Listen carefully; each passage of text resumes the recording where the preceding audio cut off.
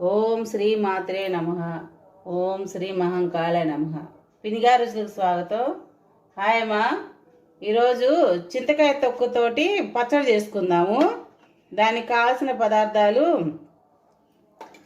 ఆవాలు, మెంతులు, వేయించిన పొడి, పచ్చి కొబ్బరి కొంచెం, చింత తొక్కు, వెల్లుల్లిపాయలు, వేరుశెనగ గుళ్ళు, జీలకర్ర, ధనియాలు, పుదీనాకు. దీనికి కావాల్సిన పదార్థాలు తయారు చేసుకుందాము. ఇందా చూపించాను గమ్మా మీకు పుదీనాకు చింతకాయ పచ్చడి.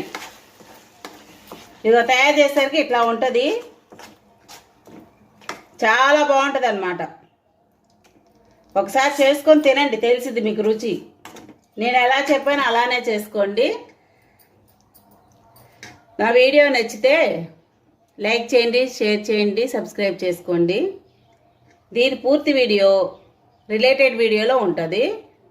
కంపల్సరిగా చూసి చేయండి. మీరే చెప్తారు నాకు చాలా బాగుంది అనేసి. థ్యాంక్ యూ అమ్మా.